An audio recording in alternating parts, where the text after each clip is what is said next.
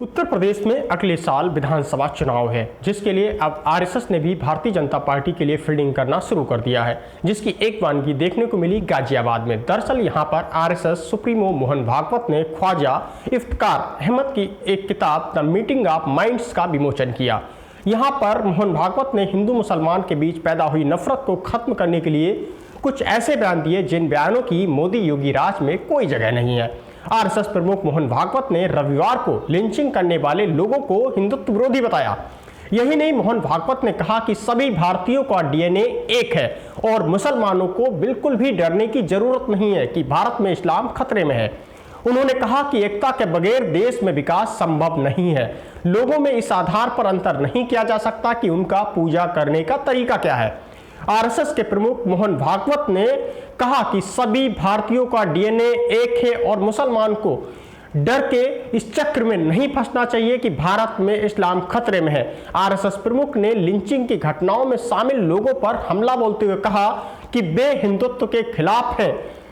उन्होंने ये भी कहा कि कुछ लोगों के खिलाफ लिंचिंग के झूठे मामले दर्ज भी किए गए हैं।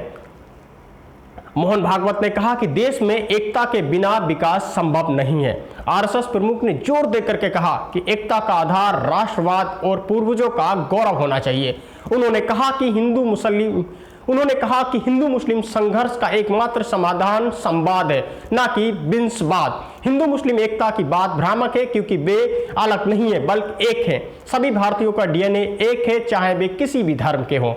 इसके अलावा मोहन भागवत ने जो एक बात कही वो बीजेपी के फायर ब्रांड हिंदुत्ववादी नेताओं की सोच के बिल्कुल विपरीत है। मोहन भागवत ने कहा कि जो लोग ये कहते हैं कि मुसलमानों को पाकिस्तान जले जाना चाहिए, वो लोग हिंदू नहीं हो सकते। मोहन भागवत का ये बयान बीजेपी के कई नेताओं को असहज करने वाला है। यहाँ ये सवाल उठता है कि आखिर मोहन भागवत ने ऐसे बयानों को क्यों दिया है जिससे बीजेपी असहज हो। इसके जवाब में कहा जा रहा है कि यह सब आगामी विधानसभा चुनाव को लेकर बीजेपी व संघ की रणनीति है। मोहन भागवत ने बयान देकर मुसलमानों को यह संदेश देने की कोशिश की है कि वो यहां पर बिल्कुल भी असुरक्षित नहीं है। मोहन भागवत ने प्रयास किया है कि मुसलमान अधिक कट्टर ना हो और आगामी विधानसभा चुनाव खासकर उत्तर प्रदेश में बीजेपी के खिलाफ लामबंद होकर किसी भी एक पार्टी को वोट ना करें। मोहन भागवत ने भले ही मुसलमानों को साधने के लिए बयान दिए हो, लेकिन जो कट्टर हिंदुत्ववादी वोटर है वो इन बातों से असहज भी हो सकते हैं। मोहन भागवत और संघ की रणनीति बीजेपी पर भारी भी पड़ सकती है। कहीं ऐसा ना हो कि मुसलमानों को साधने की कोशिश में हिंदू वोटर भी उनसे दूर ना हो जाए। खैर, ये बातें सिर्फ आकलन मात्र हैं, लेकिन मोहन भागवत के इन बयानों का असर क्या होगा वो भविष्य में ही दिखाई पड़ेगा।